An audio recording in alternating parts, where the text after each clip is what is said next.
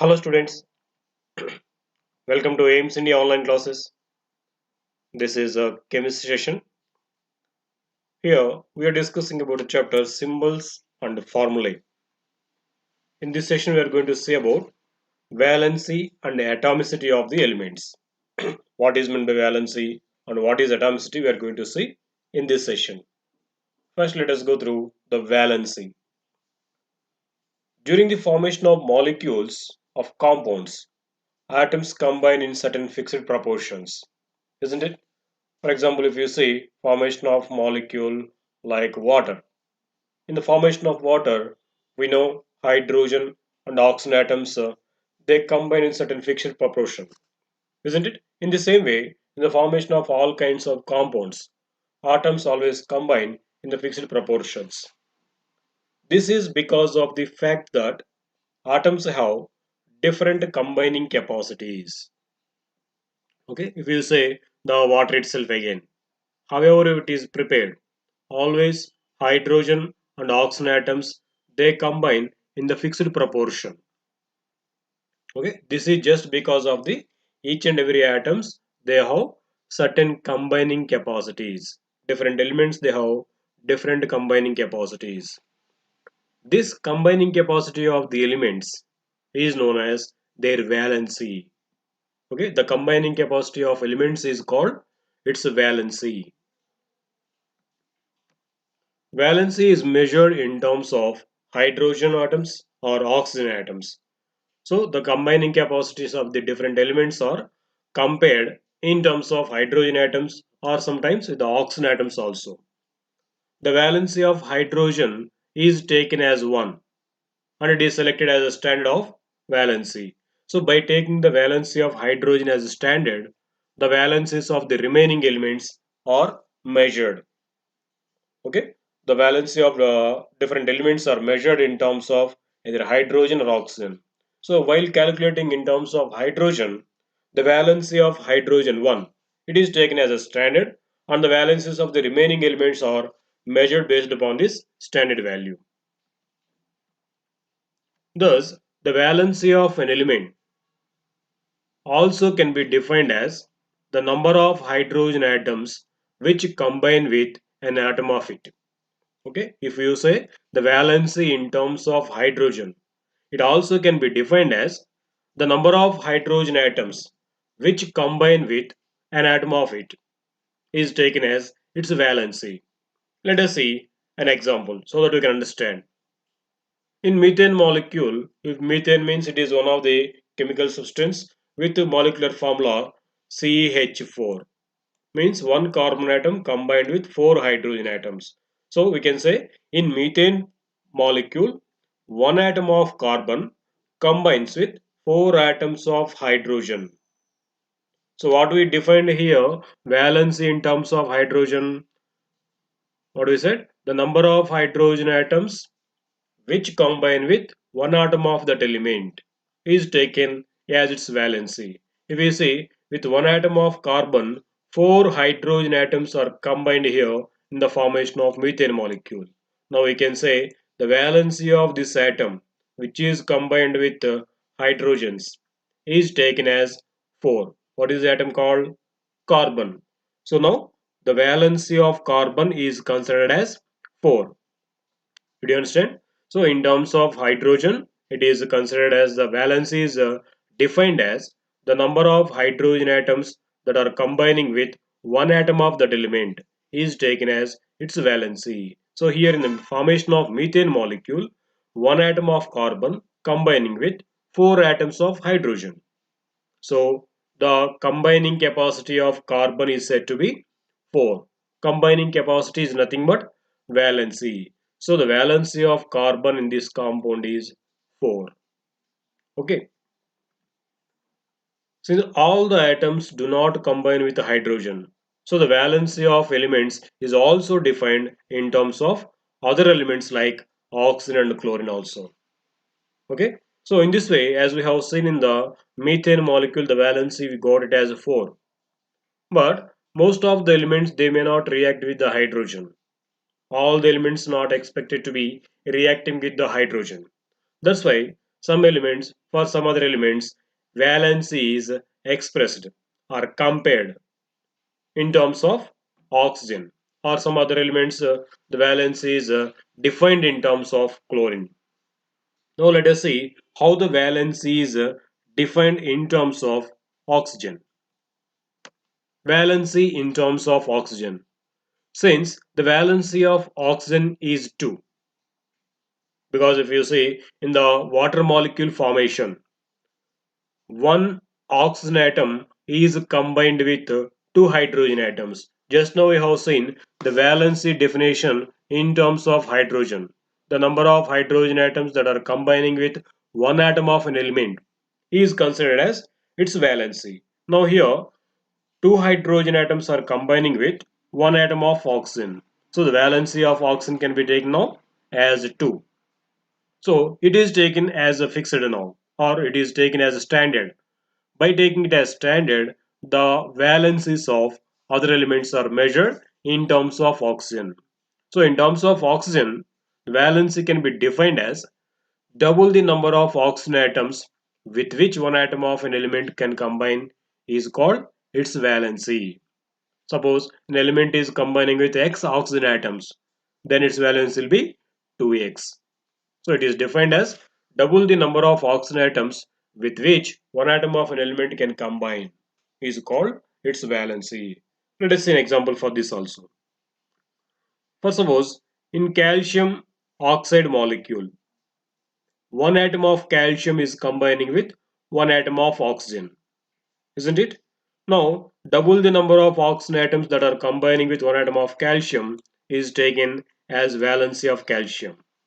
So, one atom of oxygen is combining, if you multiply it or double it becomes 2. So, the valency of calcium is considered as 2. Okay, in this way, double the number of oxygen atoms which are with which one atom of an element is combining is called its valency. So here calcium atom is combining with one atom of oxygen. If you double it, it becomes 2. So the valency of calcium is considered as 2. Okay. See here, the valency of certain elements are mentioned. This is sodium, magnesium. Sodium valency is 1. Generally, for metals, we can say based upon the number of electrons in their last shell, their valency can be told. If we see sodium, its atomic number is 11 and it will be having electronic configuration 2, 8, 1. So it is having only one electron in its last shell. So its combining capacity is 1. Okay. So in this way, for different elements, their combining capacities or valencies are mentioned here, which we use frequently. Sodium, potassium, fluorine, chlorine, hydrogen, nitrogen, calcium. Observe once these. Okay, some elements they're having single valence means they are called monovalent elements. Mono representing one, monovalent means elements with a single one valency. So the sodium, potassium, fluorine, chlorine, hydrogen, these are called monovalent elements. Whereas if you see magnesium, calcium, these are having valency 2. If valency is 2, then what can be called there? Bivalent. By representing here 2. Two valence elements. So bivalent elements. Next, if we observe magnesium and nitrogen, these are having valency 3. So they are called trivalent elements. Okay. Next, concept of variable valency. Yes, when an element exhibits more than one valency, it is said to be variable valency. It is said to be exhibiting variable valency. That element is called variable valent element. Yes, generally elements they will exhibit certain combining capacity or valency. But certain elements they can exhibit more than one valency. Certain element, those elements which can exhibit more than one valency are called variable valent elements, and that phenomenon is called variable valency. Okay.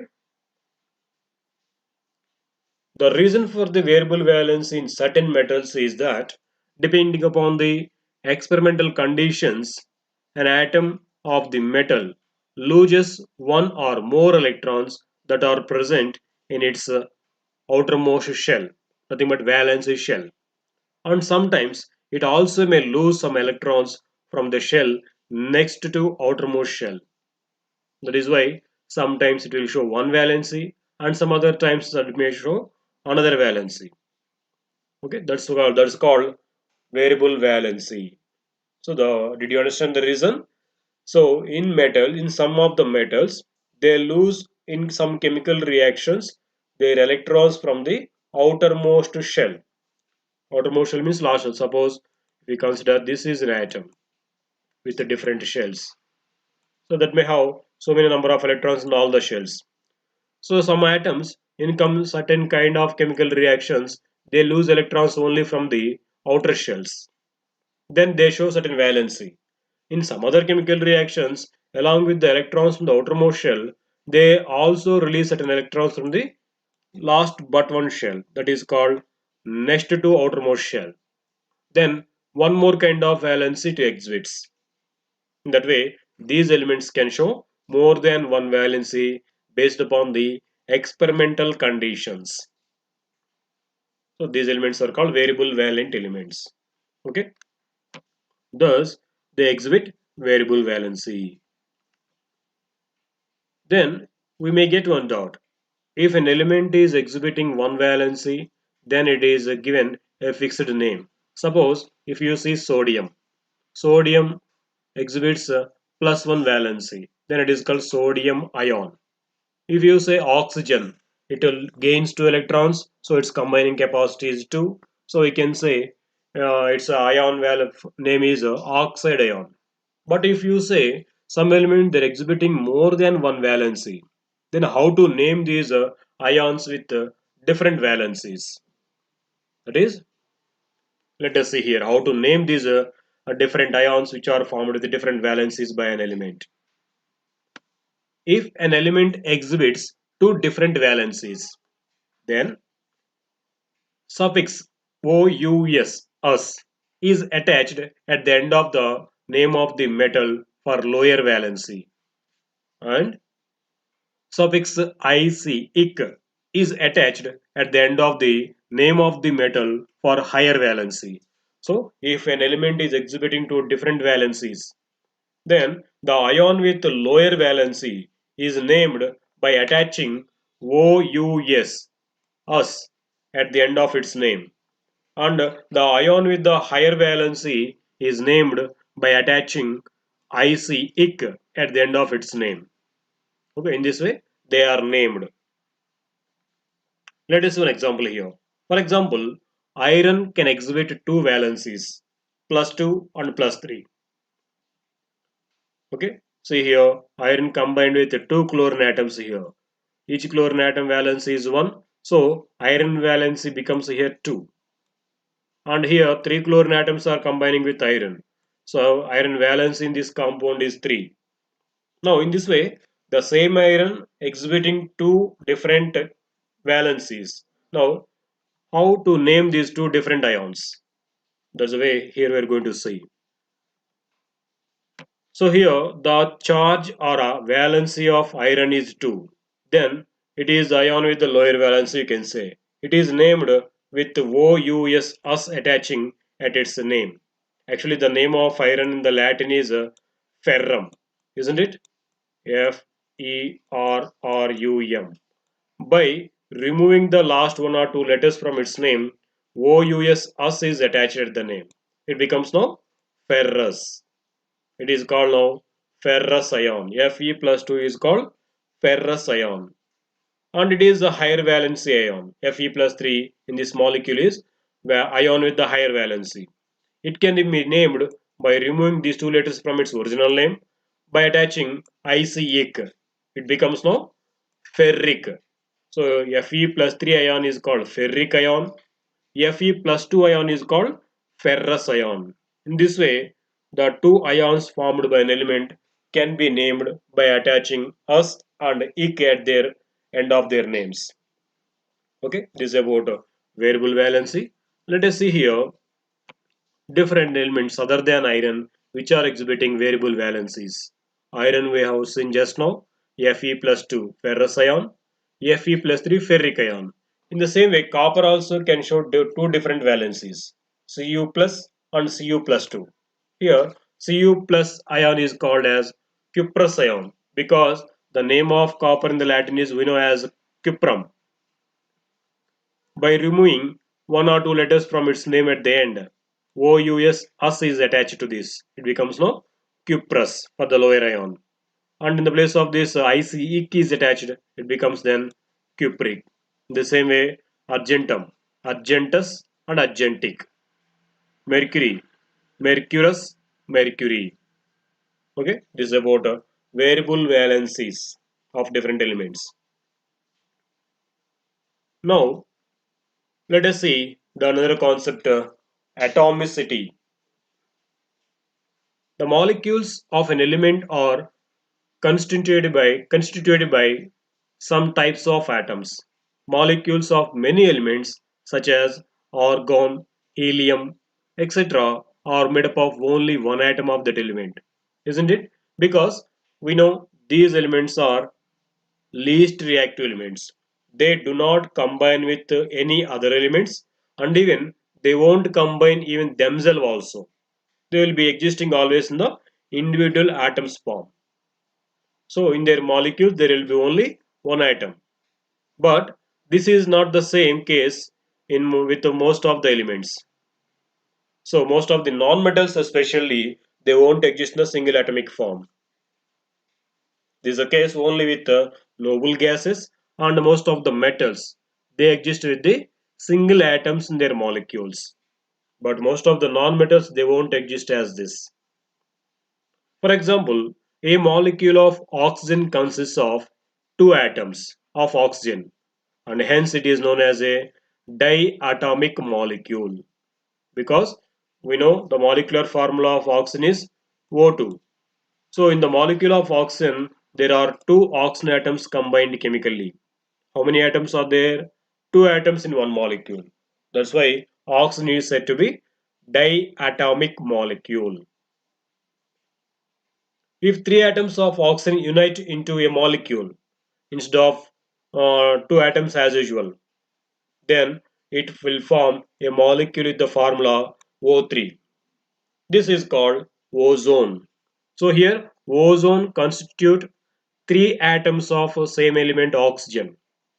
So as there are three atoms in the same molecule, it can be called triatomic molecule. So in this way, the number of atoms in the molecules of the elements differ from one element to another element.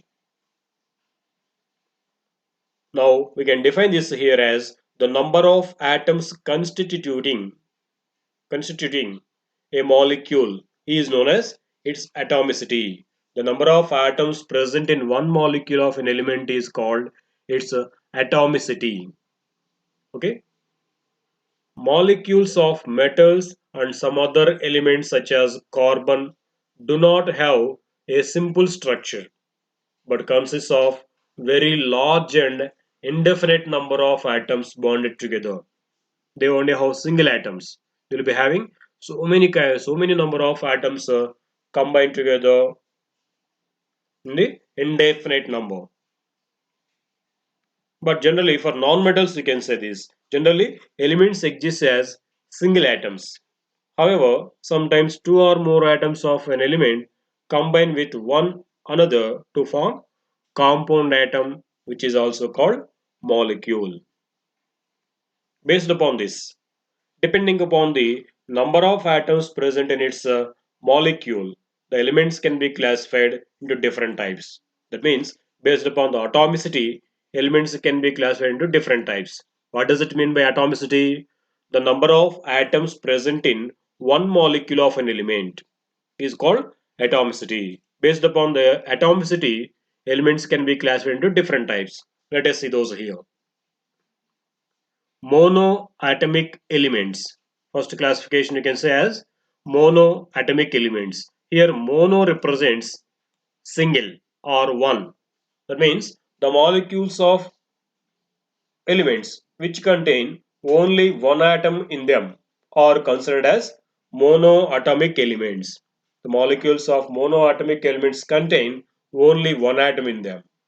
Let us see some examples for those. For example, metals like copper, silver, and some other elements like noble gases, neon, helium, argon, krypton. These all they won't exist in the group. In their molecules, they contain only one atom. So these all are considered as monoatomic elements. Next, diatomic elements. The molecules of diatomic elements contain two atoms. So we can define these as the elements in which the molecules contain two atoms are called as diatomic elements. For example, hydrogen, oxygen, nitrogen, chlorine, etc. If you observe these molecules, each molecule contains two atoms of that element. That's why these are called diatomic elements. So here di represents two. Okay, diatomic means elements the two atoms in their molecule. Not only one or two atoms in the molecule. Some other elements they may containing more than two atoms also. They are called polyatomic elements. The molecule of a polyatomic element contains more than two atoms. The elements in which molecules contain more than two atoms combined together are called as polyatomic elements. For example, if you see ozone, in ozone there are three atoms of oxygen combined together. Now we can say ozone is a triatomic element. Okay. If you see phosphorus, it contains four atoms of phosphorus combined together. So we can say phosphorus is a tetraatomic element. If we consider sulfur, in sulfur molecule there are eight atoms of sulfur combined together. So we can say sulfur as octaatomic, and abnormally great number of atoms present in the molecules of carbon. It is one of the example for carbon molecules. We call this as actually fullerenes. We are going to learn in the higher classes. Now here in the molecules of this carbon there are around 60 to 120 atoms of carbon.